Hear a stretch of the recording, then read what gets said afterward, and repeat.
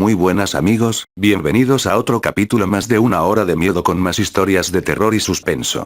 Esperamos llegar pronto a los 5000 suscriptores para tenerles un video especial de 2 horas de historias terroríficas. Pueden visitar mi otro canal donde ahí tengo una historia de creación propia, otro especial de terror y suspenso de 1 hora, y la página oficial de Facebook para dar un me gusta.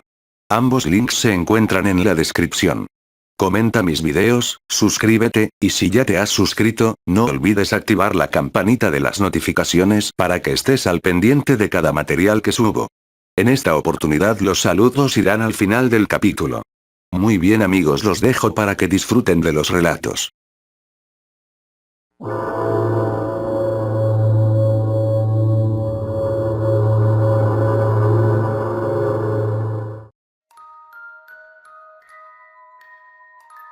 Este relato está basado en hechos reales, contado por Ana Esteves, escrito y adaptado por Eduardo Liñán. Durante un tiempo me dediqué al esoterismo.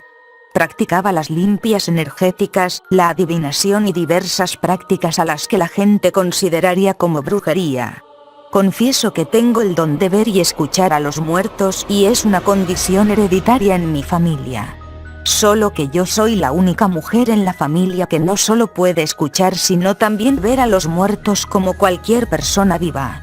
En diferentes sitios y lugares. Todo lo anterior me llevó a enfrentar diversas situaciones horribles y cosas bastante serias que me obligaron a retirarme de todo eso, de todas esas prácticas que me ponían en riesgo a mí y a mi familia. Este relato trata de eso.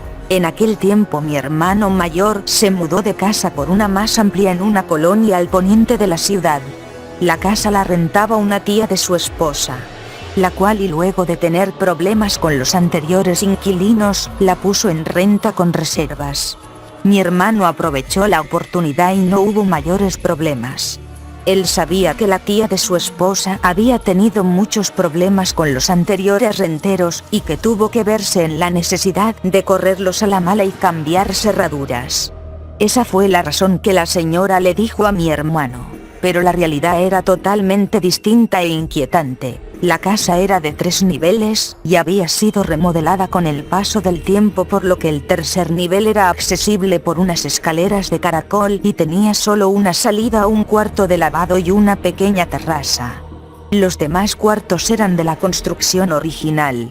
Mi hermano antes de mudarse quiso limpiar la casa y llevar algunas cosas, por lo que un día llegó y al intentar abrir la puerta, se le dificultó enormemente abrirla, pensando que quizás eran las llaves, la cerradura o algo que bloqueaba la puerta. Empujó, pateó la puerta y después de un gran esfuerzo, logró conseguir acceder. Algo extraño, pero tenía que limpiar por lo que no le dio demasiada importancia. Comenzó a bajar sus cosas tranquilamente. En el segundo piso, en el cuarto que daba a la calle y tenía un gran balcón, empezó a colocar las cosas de su bebé e instaló una lámpara colgante infantil.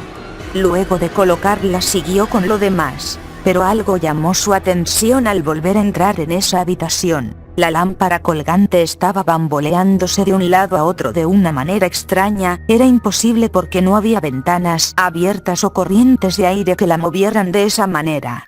De tal manera que mi hermano la tomó entre sus manos y la sostuvo para que no se cayera. Salió de la habitación por más cosas y al regresar, la lámpara se movía de manera aún más violenta. De nueva cuenta la tomó y evitó que se moviera. Sin tomarle mucha importancia, se dirigió al tercer piso y se percató que era una habitación amplia que tenía una salida a una pequeña terraza donde había un cuarto de lavado y notó que había apiladas varias cosas que supuso serían de los anteriores inquilinos. Para no complicarse las metió en bolsas de basura y las acomodó para regresarlas en cuanto alguien preguntara por ellas. Mientras recogía otras cosas apiladas en el cuarto de lavado, notó un olor putrefacto y pensó que quizás era el resumidero. Al hacer a un lado unas cosas inservibles, se llevó una desagradable sorpresa al ver un par de perros muertos. Estaban completamente podridos y llenos de gusanos. Al parecer los amos los habían dejado a su suerte porque estaban amarrados. Con repugnancia metió los restos en una bolsa y terminó de limpiar todo aquel lugar. Sacó toda la basura de la casa y fue por su familia para por fin mudarse. A la mañana siguiente llegó toda la familia, su esposa y su bebé. Al igual que el día anterior, tuvo que esforzarse mucho para abrir la puerta que parecía atrancada por una fuerza invisible. Cuando por fin pudieron entrar, mi cuñada notó de inmediato que algo no estaba bien con el ambiente de la casa, incluso mi sobrina comenzó a llorar molesta por alguna razón. Ella comentó que sintió una fuerte presión en su persona, como una sofocación enorme y una pesadez en su cabeza que le hizo tener dolores. Al comentarle a mi hermano, con algo de molestia le dijo que se tranquilizara, que ya estaban ahí y que esas cosas de lo pesado no existían, que eran cosas inventadas. A pesar de los malestares y el fastidio, terminaron de instalarse en aquella casa y ya por la noche mi hermano se metió al baño a hacer sus necesidades. Mientras fumaba, el silencio y la tranquilidad se rompió por los ruidos de unos golpes que parecían venir desde el tercer piso, en la puerta metálica de acceso a la terraza. Pensando que quizás se había quedado abierta y el aire la azotaba, siguió en lo suyo, y luego de un rato se escucharon 3 golpes aún más fuertes en la puerta. Gritándole a la esposa le pidió que cerrara la puerta de la terraza y no obtuvo respuesta. En instantes volvió de nuevo a escuchar 3 golpes aún más fuertes en la puerta, y esta vez se levantó enojado de la taza y se salió del baño a cerrar la puerta.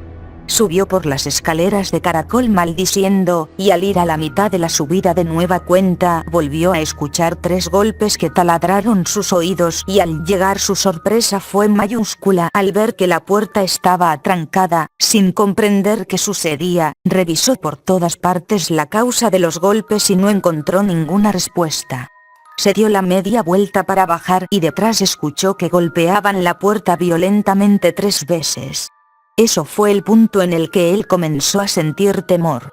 Pálido y agitado bajó a su habitación y vio que su esposa estaba profundamente dormida al igual que su bebé. Esa noche intentó dormir, pero se sentía incómodo, incrédulo y preocupado por los detalles que estaba pasando. Intentando darle una explicación, supuso que alguien estaría intentando entrar a robar, pero era improbable, por la parte de arriba era imposible entrar o salir. Al llegar el día, salieron a sus labores y regresaron ya tarde a la casa. De nueva cuenta una fuerza invisible impedía que abrieran la puerta de la casa, por lo que mi hermano, desesperado y harto de eso, pateó la puerta con fuerza y por fin la abrió. Cenaron, vieron la televisión y subieron después a dormir. Él tenía como costumbre ir al baño y fumarse un cigarro antes. Estando sentado en la taza en silencio, le dio una calada al cigarro y escuchó un susurro, pensando que quizás había sido su mujer que gritó, ¿qué? Y solo obtuvo más silencio en respuesta. Al darle otra calada al cigarro, esta vez escuchó el susurro cerca de su oído. La voz era masculina y le decía en forma violenta, lárgate, lárgate de aquí. Al voltear a ver quién le hablaba al oído por unos instantes y entre el humo del cigarro pudo ver una silueta, algo extraño que se formó por unos segundos. Sin pensarlo, se levantó, se aseó y salió corriendo del baño. En shock llegó a su cama donde su esposa dormía y la abrazó, temblando de miedo y sin poder explicarse qué era lo que había sucedido. Al sentir la tensión y el miedo de su esposo, vio con preocupación el rostro pálido y alterado de mi hermano y al preguntarle el motivo, entre palabras entrecortadas y temblando le contó el evento sufrido. Ella comenzó a preocuparse y fue por el bebé y los 3 intentaron dormir juntos. A la mañana siguiente me llamaron y me pidieron que fuera a la casa para hacer oración y regar agua bendita y no me dijeron la razón, así que me dispuse a ir por la tarde, algo extraño para mí, porque mi hermano siempre fue incrédulo y renuente a hacer cualquier práctica de brujería como él le llamaba. Con algo de preocupación, mi mamá y yo convenimos a ir a la casa de mi hermano para orar y hacer alguna liberación con riegos y sahumerios. Invité a un amigo que hace oraciones de sanación a los enfermos y liberaciones para que no auxiliara a mi mamá y a mí con la limpieza de la casa. Al llegar mi hermano nos vio con extrañeza y muy desconcertado. Veía en su rostro la incredulidad mezclada con miedo y algo de desasosiego. Me preguntaba mientras preparábamos algunas cosas si eran los espíritus chocarreros en tono de burla y de manera nerviosa. A lo que no respondí y le pedí que saliera de la casa. Me dispuse a comenzar con los riegos y oraciones de protección. Hasta ese momento no había sentido nada al entrar. Fue al momento que encendí un cirio bendito que una sensación de melancolía y tristeza me invadió de una manera tal que sentí unas inmensas ganas de llorar. Sentí además miedo, angustia y enojo. Pude sentir esa sensación de manera clara en mi interior.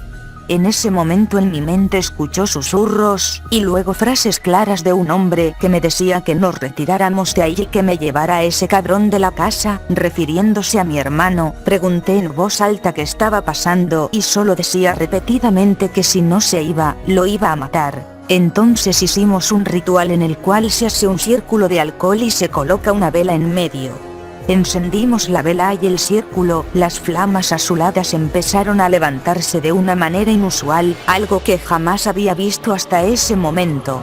Comenzamos a orar mi compañero y yo, mientras mi mamá nos observaba con algo de impresión y miedo. Luego de orar y que las flamas se consumieran, nos dimos cuenta que mi mamá estaba rígida y con la mirada fija en nosotros. Sus ojos estaban completamente abiertos y tenía una mano tapando su boca y en la otra apretaba una Biblia que llevábamos para apoyarnos con las oraciones. Al verla sentí un profundo miedo que me recorrió todo el cuerpo. Mi amigo enseguida me frenó y me dijo que algo se había metido en ella y para descartar que no hubiera sido algo maligno le exigimos la Biblia. Ella estaba inmóvil, sin parpadear y nos miraba fijamente. En el nombre de Jesucristo le pedimos que nos diera el libro y ella no se movía, estaba petrificada. Mi amigo me tranquilizó diciéndome que no era una posesión demoníaca, ya que de ser así, nos hubiera aventado la Biblia. Pero la imagen de mi mamá tapándose la boca y esos ojos eran inquietantes. Mi amigo entonces se echó agua bendita en las manos y la tomó por la frente haciendo unas oraciones en lenguas, en las cuales era entendido para afrontar esos casos en que los espíritus se introducían en el cuerpo de las personas y tomaban control. En instantes y luego de pronunciar unas palabras raras, mi mamá se quitó la mano de la boca y comenzó a vomitar violentamente. Luego de devolverse sentó en el piso alterada y se quedó callada sin decir nada. La presencia que habitaba en la casa seguía ahí, intuía que eso era lo que se había metido en mi mamá y pregunté por qué no quería a mi hermano en la casa y no obtuve respuesta. Después de un rato que mi mamá recuperó el aliento, se sentó en una silla y comenzó a hablar. Nos dijo que lo que estaba en la casa era un joven, que durante el tiempo que vivió en la casa, estuvo trabajando para un grupo delincuencial, que cuando la ola de violencia azotó la ciudad y provocó una guerra por la plaza, miembros de un grupo rival entraron a su casa con intención de matarlo, y lo habían asesinado en el tercer piso a golpes, y se lo llevaron para cortarlo en pedazos, que si no se iba mi hermano de ahí, él lo iba a matar. Subimos entonces mi amigo y yo al tercer piso a hacer riegos y oraciones, y luego de entrar en el cuarto sentí escalofríos al ver al joven muerto hincado viendo a la pared. Su aspecto era normal, no tenía heridas o mal aspecto. Al comenzar las oraciones aquel espíritu me habló y me dijo que no quería dañar a mi hermano, solo quería que se fuera de ahí como fuera, porque los sicarios regresarían a la casa, si lo encontraban ahí lo matarían a él y a su familia. Ya que aún buscaban a su familia para exterminarla, ya que a los pocos días de matarlo, levantaron a su hermana y a su tío en la casa, y de igual manera los mataron y los desaparecieron. De alguna manera la presencia de su hermana también estaba ahí con él y aceptó la luz. Pero el joven no quería retirarse hasta que mi hermano saliera de la casa. Hicimos entonces un acuerdo para que él alcanzara la luz. Mi hermano tenía que salirse y él se iría en un plazo de 3 días. Luego su presencia se perdió en las sombras de la casa. Al revisar los restos de cera de la veladora que encendimos, mi amigo me dijo algo que me desconcertó. Y fue que al joven ya muerto le habían mutilado los testículos y que eso fue lo último que le cortaron. Sin comentar nada más, le llamamos a mi hermano y le platicamos todo lo que habíamos visto y escuchado. Él, incrédulo y sin poder asimilar los hechos, se sentó y escuchó detenidamente las advertencias. Con temor aceptó irse de la casa sin decirle a su esposa. Esa noche no durmió en la casa y al día siguiente contrató a 2 muchachos para que le ayudaran a sacar sus cosas, para salirse inmediatamente de la casa. Yo acompañé a mi hermano en todo momento, porque a pesar de hacerse el fuerte, tenía mucho miedo de que algo le llegara a pasar. Cuando sacaban las cosas y tomaron un descanso, uno de los jóvenes que vivía en la zona le comentó algo a mi hermano. Le preguntó que si había estado viviendo ahí y que cuánto tiempo. Que si había conocido a los que rentaban antes la propiedad, a lo que mi hermano respondió que no conoció a nadie. Que tenía que dejar la casa porque tenía que hacer un viaje. Entonces el joven ayudante en tono serio le dijo que ahí habían matado a un chavo que él conocía, que lo habían matado adentro y que lo sacaron de la casa y que después llegaron los sicarios y levantaron a la hermana y al tío de la casa. Todos en la colonia supieron de esos hechos, pero por temor no decían o intervinieron en nada. Después se supo que sus restos mutilados los habían hallado esparcidos en el libramiento, y que lo peor de todo es que al joven le habían cortado los testículos y se los habían metido en la boca, y que aún seguían buscando a la familia del joven para matarlos a todos, que había sido bueno que se fuera de ahí, porque quizás lo habrían confundido.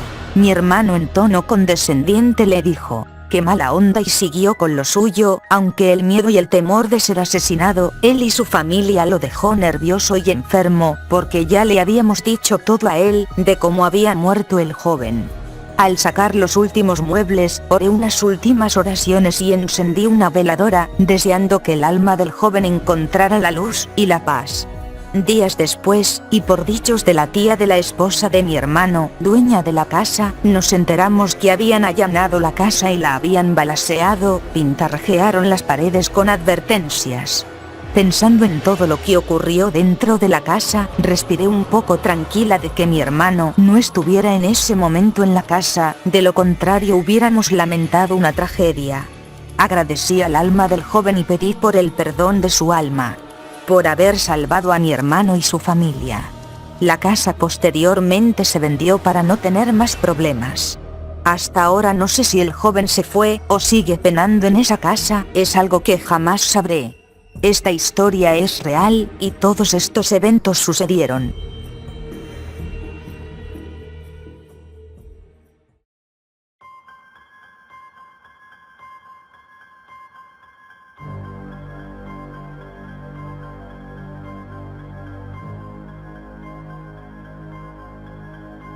Este relato está basado en una experiencia real de Víctor Zamora.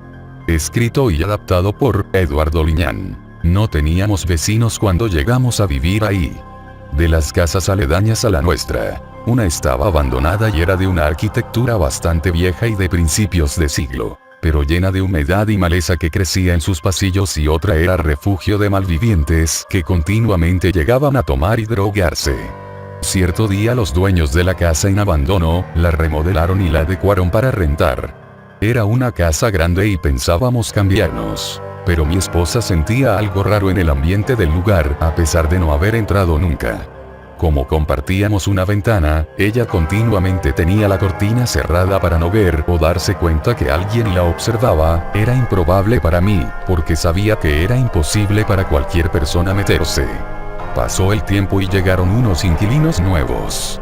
Era una familia integrada por un señor que resultó ser ingeniero de la armadora donde laboraba, su esposa y un par de hijos pequeños de entre 8 y 5 años. La familia era tranquila, la esposa atendía el hogar y los pequeños, los cuales llevaba y traía de la escuela, y hacía labores propias de la casa. Mi esposa comenzó a hacer amistad con ella, aunque eran reservados en muchos aspectos, y algunas veces los invitamos a comer y cenar. Siempre declinaban la invitación. Una noche, mi esposa y yo dormíamos plácidamente después de un arduo día de trabajo, y nuestro sueño fue interrumpido por un grito de terror que nos hizo pararnos muy espantados, pensando que quizás había una pelea con los malvivientes. Nos asomamos, sin embargo no había nadie en la calle. Luego de nueva cuenta volvimos a escuchar como una mujer gritaba con angustia diciendo algunas frases como: "Aléjate, Dios mío, ayúdanos". Luego de un rato de vernos entre mi mujer y yo, supimos que era la vecina la que gritaba. De primera instancia pensamos que quizás el ingeniero la estaba abusando y nos angustiamos por los niños. Enseguida nos dirigimos a la puerta y ver qué estaba pasando con los vecinos, y apenas al abrir la puerta nuestra sorpresa fue mayúscula cuando vimos a dos pequeñas figuras en las escalerillas de la entrada, y de inmediato corrieron hacia mí para aferrarse con fuerza a mis piernas. Nos dimos cuenta que eran los niños de al lado, pero debido a eso nos sorprendieron el aspecto asustado que traían. El niño estaba vestido como un payasito, y la niña traía una pijama, estaban completamente pálidos y me miraban con un terror indescriptible en sus ojos. Ambos estaban aferrados a mí y rompiendo en llanto. Luego de un rato la mamá salió asustadísima de su casa y se vino corriendo hacia nosotros. Mi esposa la abrazó y ella estaba llorando con la cara pálida y hundida en el terror. ¿Qué pasó?, preguntó mi esposa. Escuchamos gritos, con el rostro inyectado de miedo y la voz entrecortada. La mujer tan solo nos dijo que había alguien en la casa, que había escuchado a alguien en la entrada de la casa, y que luego escuchó que unos zapatos golpeaban las escaleras intentando subir. Después se dio cuenta que habían abierto la puerta del cuarto de los niños, y luego el grito de terror de la niña. Alertada se paró a ver qué sucedía, y encontró a los niños completamente asustados. Pero lo peor fue lo que vio en el cuarto. Dijo que gritó clamando la ayuda de Dios, y los niños salieron corriendo de la habitación, y luego ella salió con el alma en un hilo. Los tres estaban temblando de miedo, y al preguntar por el ingeniero, mencionaron que estaba de turno y no estaba. Lo primero que se me ocurrió fue llamarle a los soldados para que vinieran a revisar, y mientras hacía eso mi esposa me di a la tarea de ir a revisar la casa, armado con una lámpara y un cuchillo cebollero de mi cocina. La puerta principal de la casa de los vecinos estaba abierta y apenas entré, un escalofrío me recorrió la espalda, me sentí observado de inmediato. Me aferré al cuchillo y a la lámpara para explorar la casa. Mientras recorría iluminando la sala y la cocina, sentí miedo a lo que me encontraría ahí, y cómo reaccionaría. Pensaba que a la vuelta de la esquina estaría algún ladrón, o algo peor. Comencé a sudar de las manos, y me mentalicé haciéndome el valiente. Luego de recorrer la planta baja, decidí subir a los cuartos superiores, y tan pronto caminé a la escalera, me paré en seco al ver que una luz en la parte de arriba se encendió. En ese momento me quedé pasmado. Si era un ladrón, ¿qué haría? Decidido puse un pie en el primer escalón y me puse a gritar. Ya sé que estás ahí, bájate, ya le hablamos a la policía. Nada, ni una voz, y la luz así como se encendió se apagó. Pensando que quizás era una trampa, comencé a iluminar con la lámpara las escaleras y subí lentamente. De nuevo las luces se encendieron. De pronto me paralicé de nuevo y sentí que todos mis sentidos se alertaron al sentir una corriente eléctrica recorrerme de pies a cabeza. Al ver una sombra que se reflejó en la pared, fue un segundo que la sombra pasó rápidamente como si corriera de un lado a otro. Luego nuevamente las luces se apagaron. En este punto, y ya con la adrenalina del miedo, subí rápidamente las escaleras, y al estar en el pasillo luego de subir grité de nuevo. Mira cabrón, sal de la casa, y no lo hagas más complicado. Estoy armado. Esa última parte de lo que dije me incomodó, quizás el tipo se envalentonaría, y no sabía si traía una mejor arma que la mía. El silencio se hizo y luego de un rato las luces de una habitación, que claramente era de los niños, se volvió a encender y luego a apagar. Apenas iba a dirigirme al cuarto cuando el terror, y una sensación de pánico indescriptible hizo que me petrificara, y mi corazón comenzó a palpitar rápidamente, al ver que por la puerta del cuarto se asomó un rostro. Era como de una mujer con el rostro estirado que tenía la piel podrida, y las cuencas de los ojos vacías. Vi una siniestra sonrisa de muerte en una boca desprovista de labios que la hacían ver aún más aterradora. Enseguida un olor a putrefacción me inundó y el miedo que sentía se convirtió en terror al ver que aquello que me observaba salió caminando de la habitación. El vestido viejo y raído que llevaba parecía arrastrar por el piso, dando la sensación de que flotaba. Se metió en la habitación contigua y enseguida se encendieron las luces. En este punto, di la media vuelta y salí corriendo a mi casa. Cuando llegué la puerta estaba atrancada y toqué fuertemente para que me abrieran. Mi esposa al abrirme notó mi rostro pálido y mis ojos casi saliéndose. La vecina y sus hijos que permanecían sentados en uno de los muebles de la sala, me miraron como diciéndome: Lo ve, se lo dijimos. Comenzaron a llorar abrazándose nuevamente. Mi esposa me miró con ansiedad y miedo. Le pedí a mi esposa la botella de tequila para tomarme un trago, mi corazón latía con mucha fuerza y me agité demasiado. Mi esposa me dio el vaso para servirme el alcohol, lo tomé junto con la botella, y me la empiné dando un gran trago que me quemó la garganta, y me avispó los sentidos. ¿Le hablaste a los soldados? Le pregunté nerviosamente. Sí, espero que lleguen en un momento. ¿Qué encontraste? Al decir esto miré a los vecinos, y le dije a mi esposa que mejor esperáramos a los soldados a que revisaran. Luego de una hora, llegaron por fin unos policías federales, y comenzaron a revisar y hacer preguntas a la vecina. Por supuesto no encontraron nada, y eso me molestó de alguna manera. Se retiraron y nos recomendaron poner una denuncia. ¿Pero de qué? De una mujer fantasma que apareció en casa de la vecina. Luego de que se fueran los policías, la vecina nos suplicó que la dejáramos dormir en nuestra casa mientras llegaba su esposo, faltaban unas horas para que amaneciera, y los niños ya se habían dormido. No le vi problema alguno y accedimos. No pudimos dormir esa noche y acompañamos a la vecina, le contamos a mi esposa lo sucedido y lo que vi, y ella tembló de miedo al saber. Al llegar la mañana, el ingeniero llegó a la casa y enseguida fuimos para contarle lo sucedido. Por supuesto al principio no creyó nada, pero al ver el estado alterado de su esposa y la mueca de espanto en el rostro de sus hijos, también comenzó a temer. Decidieron salirse de la casa y no regresar más. Esa misma noche, llegaron unos familiares a ayudarles con la mudanza de sus cosas y mientras cenábamos mi esposa y yo, escuché sonar el timbre de la puerta. Mi esposa se levantó para ver quién era. Al abrir la puerta, vi a través de la puerta mosquitera la silueta de la vecina, pero no le alcancé a ver el rostro. Mi esposa le preguntaba algo y enseguida se metió, mientras observaba que la vecina permanecía de pie detrás de la puerta. Mi esposa se dirigió a tomar un vaso y servir agua, pensando que eso fue lo que le pidió, no le presté importancia.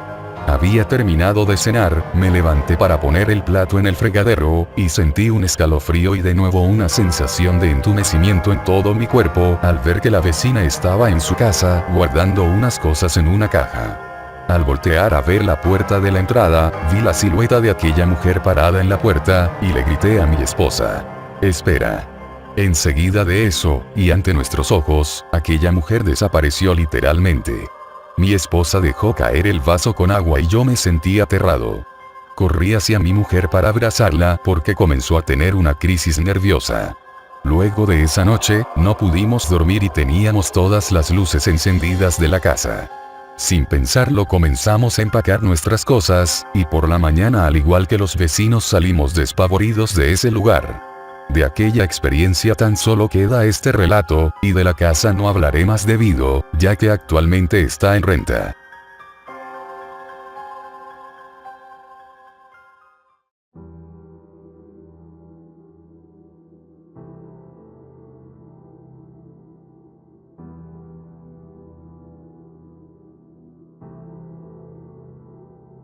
Si de niña me hubieran preguntado qué quería ser cuando creciera, ciertamente, artista pasando hambres, no estaría en mi lista de respuestas.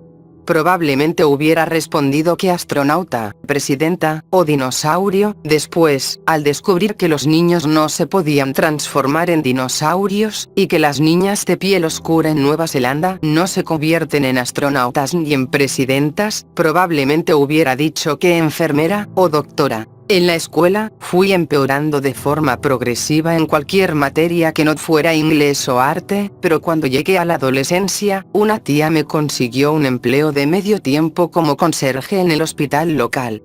En esa época el salario no me parecía nada malo, y era muy buena en lo que hacía. Me gustaba limpiar, aunque a veces hubiera diarrea en el suelo o vómito con sangre en las paredes. Después de un tiempo te acostumbras a la mayoría de los olores. Bueno, con excepción del olor de la Clostridium difficile, también conocida como C. diff. Aunque rara vez tuve que limpiar una habitación de un paciente infectado con esta bacteria. Eventualmente, ese salario mínimo me permitió dejar la escuela, y alquilar un apartamento pequeño, de una habitación inmunda en un edificio de concreto. Cuando no estaba durmiendo o trabajando, producía mi arte, que vendía los sábados por la mañana en la feria local. Y así fue como me transformé en un artista pobre de medio tiempo. Hay ciertos tipos de alimentos básicos que las personas pobres deben tener en sus despensas. Los míos eran el arroz y las papas, ambos son económicos, y pueden transformarse en diversos platillos. Haber sido criada por unos padres que también eran pobres en un ambiente que reforzaba los estereotipos de género me enseñó, desde muy pequeña, a cocinar cosas que rendían para varias comidas. El arroz es sensacional, me decía ella. Puedes comerlo dulce con el desayuno, y puro en el almuerzo o la comida, y repollo.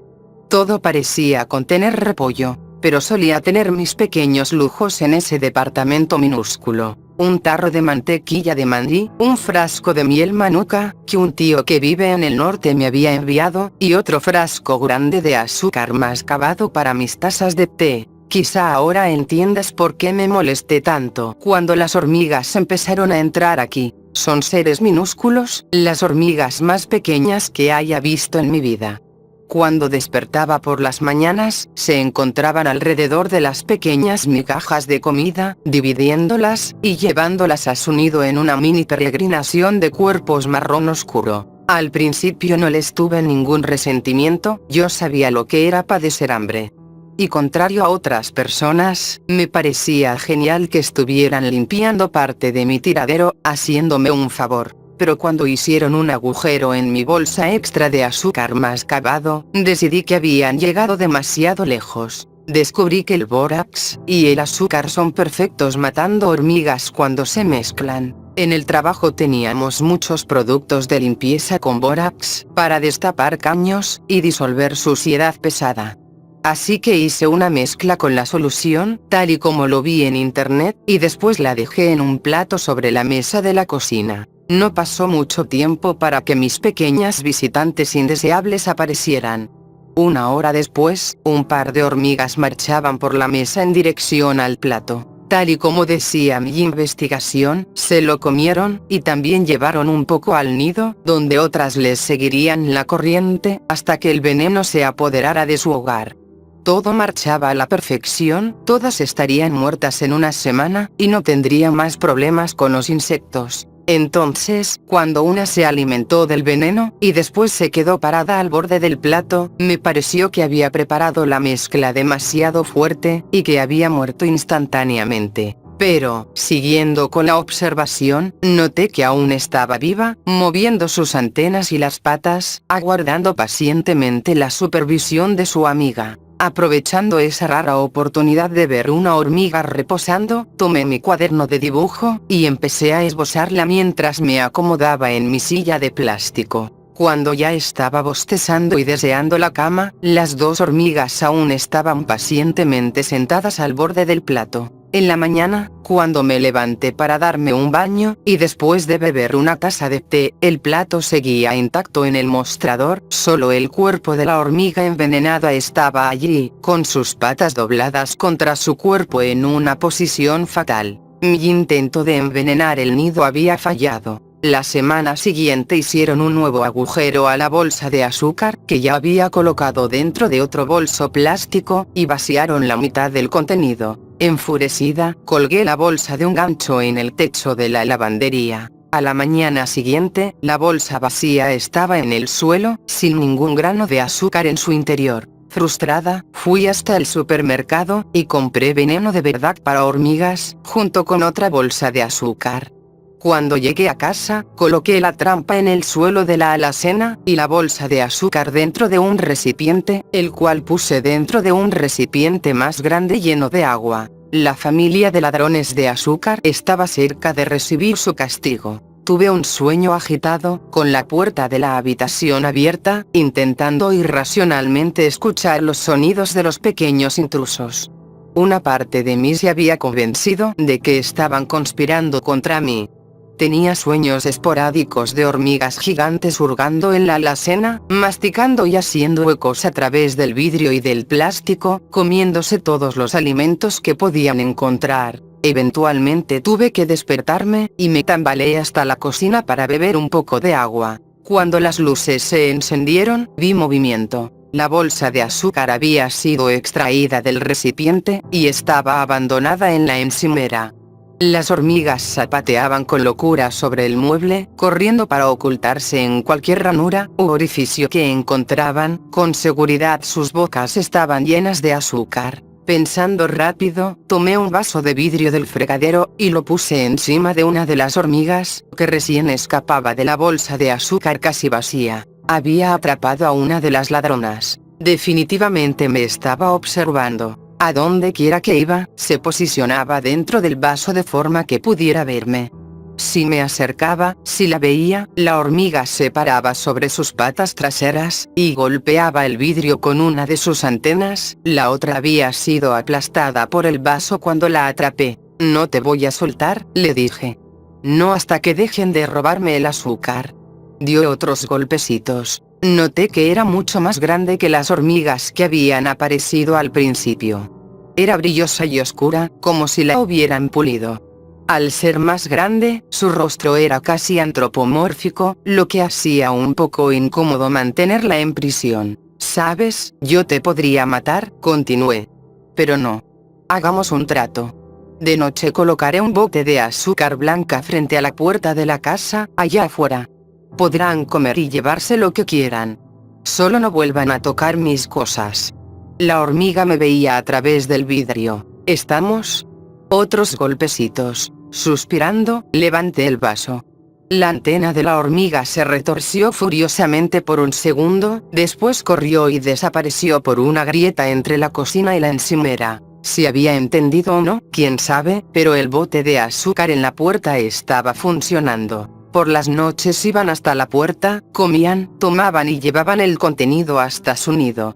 Como si el trato se hubiera cumplido, no se aparecieron más en mi cocina. Todo eso me pareció muy gracioso, era como una mafia, solo que pequeña y de insectos. Mientras yo les pasara cierta cantidad de azúcar, ellas me dejarían en paz. Pese a que estaba contenta con el trato, había alguien que no pensaba así. Mi vecino, Charles, un anciano con raíces europeas. Charles no tenía tiempo para perderlo en personas como yo. Si mi radio estaba muy alto, golpeaba la puerta con su bastón hasta que bajaba el volumen. Apenas si podía ver televisión a un volumen decente, por lo que solo veía películas en mi celular, evidentemente con auriculares. El barullo allá afuera venía acompañado por la voz estridente y petulante de Charles, gritando una serie de cosas. Abrí la puerta, y lo encontré parado, con el bote de azúcar aplastado, y pateado hasta el final del pasillo, junto a un camino de hormigas gordas aplastadas en torno a mi tapete de entrada. «Estúpida negra», vociferó en mi contra. «Maldita salvaje e ignorante». «Buenas noches, Charles.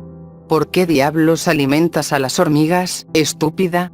Para mantenerlas fuera de mi casa, intenté empezar una explicación, pero me detuvo en seco. «Le contaré al administrador sobre esto.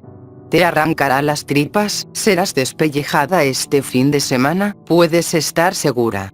«Hasta luego, Charles», le dije sonriendo, y azotando la puerta en su cara. Se quedó vociferando afuera durante un tiempo, pero después volvió al departamento. Por la mañana, todos los cuerpos de las hormigas habían desaparecido, y un bote nuevo para la azúcar estaba encima de mi tapete. No escuché palabra alguna del administrador, y mucho menos de Charles.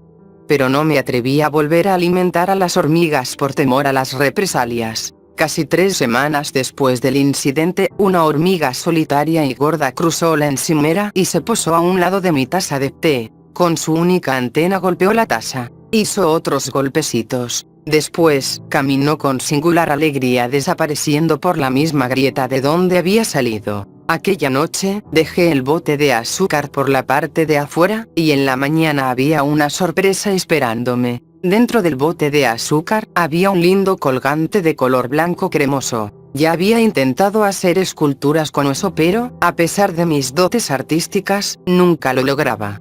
Quien haya hecho aquella pieza, era un artista sumamente talentoso. Era una doble espiral perfecta cubierta de complejos dibujos, muy parecidos a los que mis ancestros usaban. Y todas las mañanas después de ese día, un nuevo colgante de hueso aparecía, tan hermoso como el anterior. Estos colgantes se venden como pan caliente en la feria del sábado. Se venden tan bien que podré alimentar a mis pequeñas amigas durante un buen tiempo. La policía nunca descubrió lo que sucedió con Charles. Dijeron que el equipo forense no encontró nada, ninguna señal de entrada forzada, ningún rastro de pelea. Fue como si el anciano simplemente hubiera desaparecido. La nueva inquilina se presentó aquí el sábado, una señora de ceño fruncido y rostro amargado. La primera noche no paró de golpear las paredes y gritar obsesionadas cuando encendí la televisión. Apenas si puedo esperar para llevarla a la feria.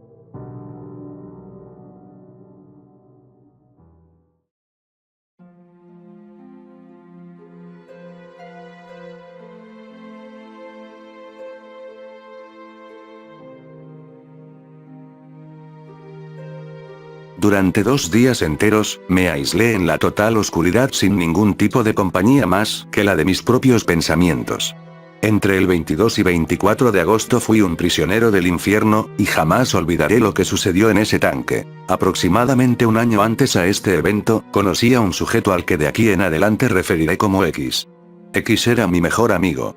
Durante toda la adolescencia me resultó muy complicado hacer amigos. Entonces, cuando lo conocí en el primer semestre de la universidad, me emocioné bastante por tener la compañía de alguien con quien disfrutar. Compartíamos un sentido del humor levemente ofensivo, en ocasiones íbamos un poco más allá, nos gustaban los mismos juegos y, en general, teníamos los mismos intereses. X era como yo. Nunca se le había dado eso de hacer grandes amistades, por lo que creo que ambos estábamos felices de tener compañía. Mientras nuestra amistad se desenvolvía, me invitó a ir a su casa. Para mi sorpresa, aparentemente era el heredero de una gran fortuna. Yo sabía que no tenía problemas de dinero desde que lo vi conduciendo un Nissan GT-R, pero jamás había dimensionado su nivel de riqueza. Su apartamento tenía al menos 8.000 metros cuadrados. Ocupaba un nivel entero del edificio. Las habitaciones estaban equipadas con la tecnología más avanzada, y guardarropas repletos de los atuendos más sensacionales que puedas imaginar. Fue en esa época que creí que me había sacado un premio con mi mejor amigo. Mientras transcurrían las clases en la universidad, empecé a notar que había algo extraño en X, pues hubo una época, casi al terminar el semestre, en la que actuaba de forma graciosa. Una noche fui a dormir a su casa, y me preguntó si creía en demonios. Le dije que no estaba muy seguro si creía o no, pero me di cuenta que a X no le importaba mucho lo que yo pensara. Entonces me contó que a veces los veía mientras dormía. Me dijo que eso lo aterrorizaba. Básicamente intenté que dejara de creer en eso, y que volviera a la realidad. Le dije que probablemente eran pesadillas, y sabiendo lo mucho que habíamos estudiado en los últimos meses, no era de extrañar que estuviera viendo cosas raras. Durante las últimas semanas en la universidad casi no hablamos, por motivos de exámenes y un montón de cosas más. Sin embargo, me invitó a visitar su casa a mediados de agosto, y fue entonces que conocí su nueva adquisición. Había un enorme tanque negro en medio de la sala de estar. No sabía qué diablos pensar. Bromeando, le pregunté si había empezado con las sesiones de bronceado artificial. Entonces X me explicó que se trataba de un tanque de privación sensorial. Para aquellos que no saben de qué se trata, básicamente es un tanque enorme lleno de agua salada que absorbe cualquier sonido y luz, donde quedas flotando de espaldas observando una oscuridad total. Eso provoca que pierdas todos tus sentidos. Pero no habló más sobre el tema. Simplemente lo ignoró e intentó cambiar la conversación. Después empezamos a hacer lo que normalmente hacíamos: jugar Mortal Kombat y beber cerveza. Sin embargo, aquella noche bebí más de la cuenta. De hecho, no recuerdo casi nada. Solo recuerdo lo que sucedió cuando desperté. Esa noche tuve un sueño donde estaba atrapado dentro de un iceberg. No podía respirar. Desperté en pánico. Estaba flotando en agua. Mi cuerpo debió haberse girado mientras dormía y me estaba ahogando sin querer. Estaba atrapado en una oscuridad total. Rápidamente me di cuenta que había hecho algo realmente estúpido la noche anterior, llamé a X para que me sacara de allí. No recibí respuesta. Tras lo que pareció una hora de gritos y golpes en la tapa del tanque, pensé que quizá aún seguía desmayado en el sofá. Mi cuerpo estaba en un total estado de pánico. Podía escuchar los latidos de mi corazón haciendo eco en el tanque. Intenté calmar los nervios y relajarme. Tras lo que pareció una eternidad, mis dedos empezaron a arrugarse como pasas, y la piel me empezó a doler.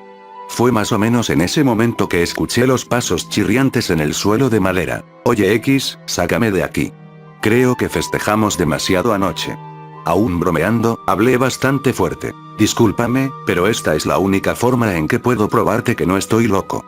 Te voy a mostrar los demonios, me dijo. Fue entonces que supe que estaba sumamente jodido. Empecé a golpear la tapa, esperando que se rompiera de alguna forma milagrosa. Flotar en el agua salada me cansaba bastante, así que lo único que hice fue desperdiciar energías. Podrás verlos dentro de poco, me dijo. Y parecía que estaba del otro lado de la sala. Eventualmente gasté toda mi energía, y me quedé mirando el abismo en la oscuridad. Empecé observando formas en mi visión periférica. Me pareció escuchar voces provenientes del fondo del tanque. Temblaba a causa de la ansiedad, pero sabía que si me rendía ante el miedo me volvería loco. Llegó un momento en que no sabía si estaba despierto o soñando. ¿Y si aún estaba borracho? Intenté golpearme el rostro para despertar, pero rápido me di cuenta que esa era mi sombría realidad. Todo ese silencio y calma resultaban amenazadores. Podía escuchar ruidos bajo el agua, los latidos de mi corazón, y algo que parecían susurros. Fue entonces que empecé a ver el rostro. Empezó como moscas volantes, imposible de distinguir, pero allí estaba. Según lo que pude ver, su tono de piel oscilaba entre el naranja y el blanco. Tenía ojos enormes, completamente blancos y una sonrisa gigantesca. No salía de mi vista. Intenté parpadear repetidas veces, pero seguía allí, sin importar si tenía los ojos abiertos o cerrados. En ese momento ya había perdido completamente la noción del tiempo. El día y la noche eran algo del pasado. Intenté con toda mi fuerza de voluntad conservar mi noción del tiempo, pero debí haberme perdido en torno a la tercera hora. El rostro empezó a hacer ruido. Casi como el siseo de una serpiente. Y seguía y seguía. Cada siseo era más fuerte que el anterior. Empezó a hacerse cada vez más agresivo. Me gritaba, observando directamente en mi alma. Sentí como si algo estuviera debajo de mí. Observándome desde el fondo del tanque. No era más que una pesadilla. Le pedía a Dios que no fuera más que una pesadilla. Tenía tanta hambre. Entonces escuché un ruido. Era muy diferente. Venía de fuera del tanque. Escuché el chirrido de una puerta, y pasos en el suelo de madera. Después un grito. Un grito de mujer. No pude comprender las palabras, pero sabía que era algo muy malo. Empecé a golpear con fuerza la tapa del tanque, con la esperanza de que me escuchara. Su llanto se detuvo, y escuché cuando se acercaba en mi dirección. Una ola de alivio me recorrió el cuerpo. Hasta entonces, creía que moriría allí dentro. Algo pesado fue retirado de la parte superior del tanque, y la luz brilló. Todo parecía tan difícil de entender. La mujer me retiró del agua. No podía ver nada, pero alcancé a notar que ella estaba cubierta de rojo. Posó mi cuerpo helado y tembloroso en el piso, y me dijo que una ambulancia llegaría dentro de poco. Recuerdo que simplemente me quedé allí, acostado, mientras mis ojos se acostumbraban lentamente a la claridad. Pude ver más rojo. Y una breve mancha de naranja y blanco. Había alguien más en el suelo junto a mí. Era X. Se había cortado la garganta, y la sangre se había extendido por todo el piso de la sala. El cuchillo aún estaba en su mano. Cuando mi visión finalmente volvió a la normalidad, pude ver lo que estaba en las paredes. Era el rostro. ¿Lo viste? ¿Viste al demonio? ¿Lo estás viendo ahora? ¿Lo ves? Eran frases escritas en todas las paredes. Tras una semana en el hospital, supe que la mujer que me rescató era la tía de X, me contó que los padres de X habían muerto, y que todo su dinero le había quedado a él. Me dijo que estaba eternamente agradecida conmigo por procurar ser amigo de X. Aparentemente, era un ser bastante perturbado por la muerte de sus padres y se rehusaba a tomar el medicamento que lo ayudaría a superar su luto traumático. Aún puedo ver el rostro. Todo el tiempo. Cuando parpadeo. Cuando duermo. Solo quiero que se vaya. Loco o no, X tenía razón. Vi al demonio, y su rostro es naranja y blanco.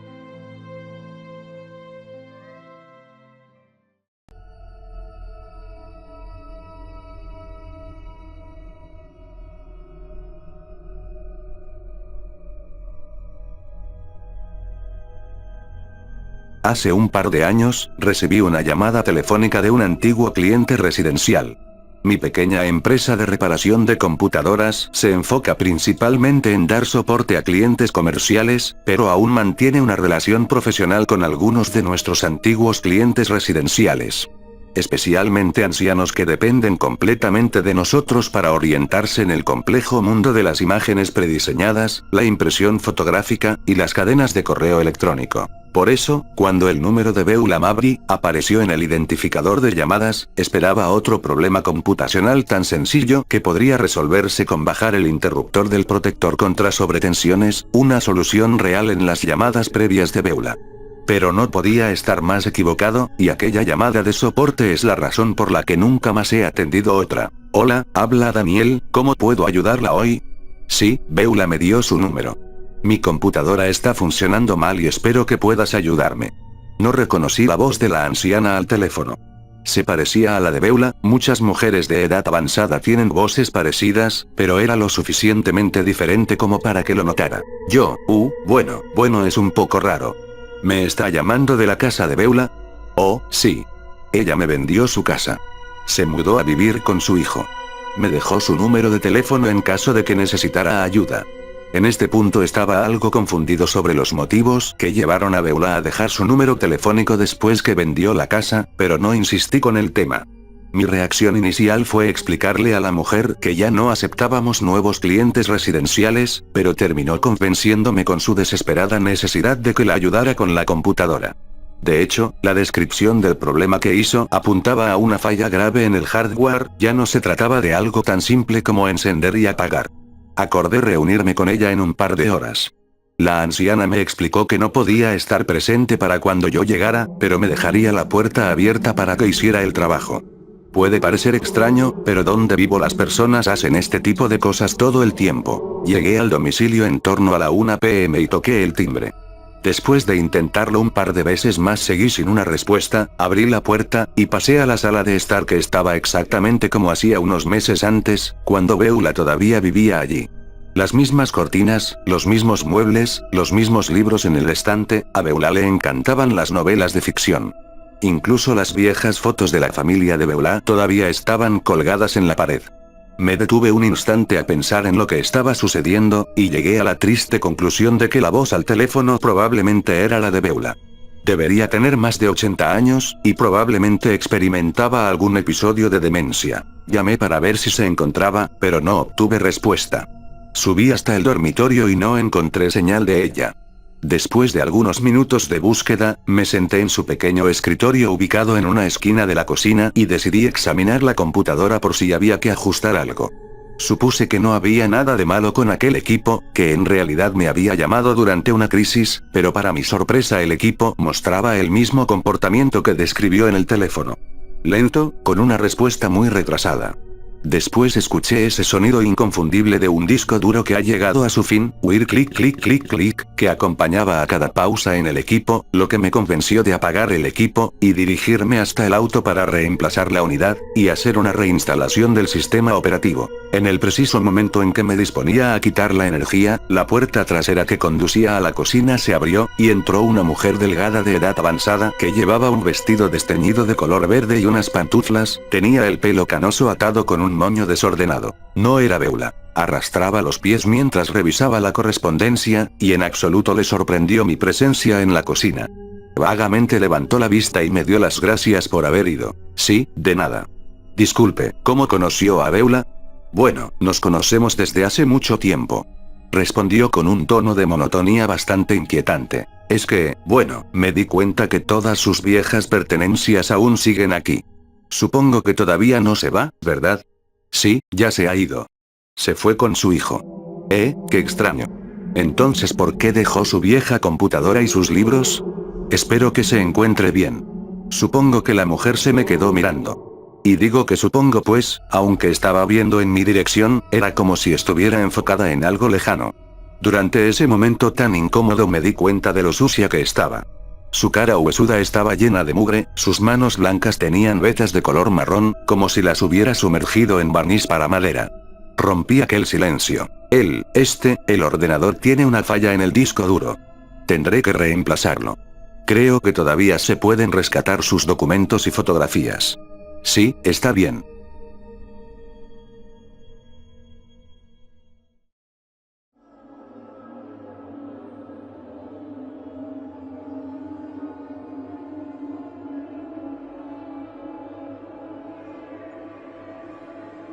Ocasionalmente tengo que conducir entre mi lugar de residencia en Nebraska y varios lugares de Illinois donde viven varios miembros de mi familia. Si alguna vez has hecho este viaje, sabrás que hay grandes extensiones desiertas en el camino. Iowa es conocido como el estado del maíz por una buena razón. Y quizá, si has seguido por la misma ruta que yo, podrás darle algún tipo de crédito a estos sucesos sobrenaturales que experimenté en carne propia. Mi padre se encontraba en una situación complicada. Hacía tiempo que luchaba contra una enfermedad y según los médicos no le restaba mucho tiempo de vida, así que era mi obligación estar presente.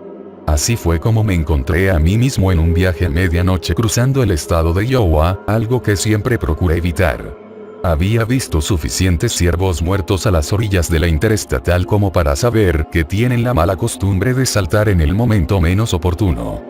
Por eso iba atento a los lados del camino, asegurándome de tomar todas las precauciones, pues dudaba que el parabrisas de mi hatchback resistiera el impacto contra un ciervo. Tras 2 horas de camino, noté que era el único vehículo sobre la carretera, no podía ver ni un solo destello de luz atrás o adelante del camino. No tenía idea de cuánto tiempo llevaba así, pero, por decirlo menos, me resultaba un poco inquietante. Pero lo consideré algo plausible, dado que era un día entre semana por la noche. Pero una vez que encontré la lógica en esa situación tan extraña, rápidamente percibí otra. Una señal de límite de velocidad aproximándose. Generalmente, estas señales limitan al conductor a los 80 o 110 km por hora, pero esta no. Límite de velocidad. Ninguno. Mínima. 160 km por hora. Como lo habría hecho cualquiera, pensé que aquello debía ser una broma y seguí adelante con la misma velocidad. Pero fue imposible no ponerme un poco nervioso. No había visto ningún otro automóvil y ya habían pasado alrededor de 10 minutos. No era algo imposible, pero tampoco quería que pasara en ese preciso instante. Deseaba ver otro automóvil conduciendo a una velocidad aceptable, o no aceptable, ya no importaba, en el otro carril. Dejé de pensar en ello cuando apareció otra señal. Siguiente salida, la que necesites. Aquella señal parecía perfectamente creíble. Empecé a analizar mi ubicación en la ruta, y vagamente recordé una salida cercana. Pero, ¿quién escribiría cosas de ese tipo? Me resultó extremadamente inquietante. Tomé el teléfono para detener la música, así podría concentrarme mejor en lo que estaba sucediendo, pues otra señal se aproximaba. Era de un color naranja brillante y me preguntaba cómo se me había podido pasar antes. Siguiente salida cerrada. Una parte de mí estaba realmente agradecida de no tener que elegir entre tomar la salida o seguir en el camino. Casi sentí un alivio tangible, como si me hubieran quitado un peso enorme de los hombros. ¿Qué está pasando?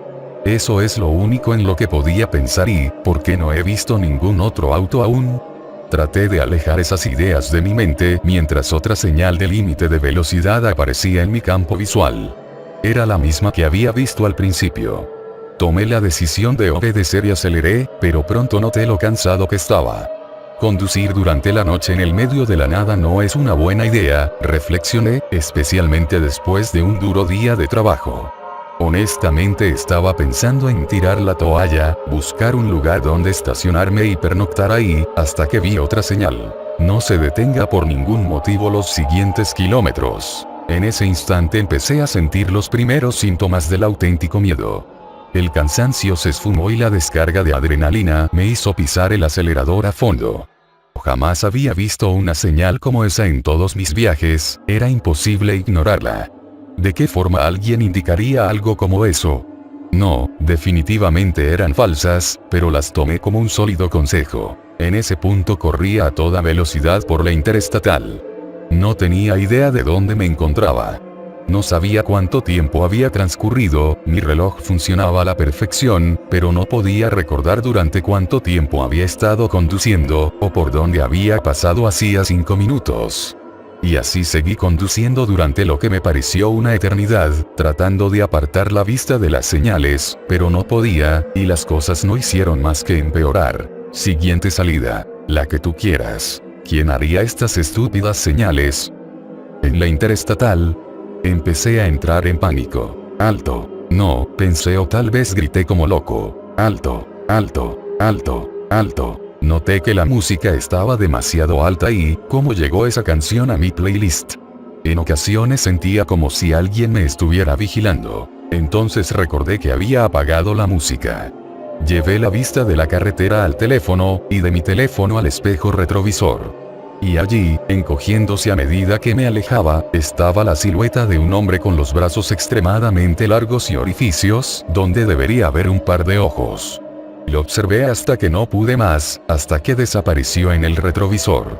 Entonces puse los ojos de nuevo en el camino, y se encontraron con una mujer gritando, siendo atropellada por mi auto. El parabrisas atrapó un poco de sangre, aunque todo su cuerpo desapareció por debajo. El auto rebotó de forma violenta, peor que en cualquier golpe que hubiera experimentado antes. Estaba temblando, en verdadero shock mientras quitaba el pie del acelerador. Pensando en regresar, y si hubiera pisado el freno, dudo que hubiera tenido la posibilidad de contarles esto. Allí, al lado de la carretera, había otra señal, una de las muchas a las que debo mi vida. No frenes. Cuando hundí el pie en el acelerador, volví a ver por el espejo retrovisor. Cuando se dio cuenta que no me iba a detener, reveló su farsa. Se levantó del suelo como si alguien, desde arriba, tirara de unas cuerdas. Se quedó allí, mirando, igual que el anterior. Cuando retiré la mirada para concentrarme nuevamente en el camino, ya no sucedió lo peor. Afortunadamente no había otro peatón gritando frente al auto. No retrocedí el pie del acelerador durante un buen rato. La siguiente señal de límite de velocidad con la que me encontré parecía normal. Pero no aminoré la marcha hasta que vi la segunda, en ese momento supe que estaba a salvo. ¿Por qué? Después de la primera señal normal, me encontré con una gran señal de color naranja brillante. Un alivio se apoderó de mí cuando la leí, y casi se me escapan las lágrimas de alegría.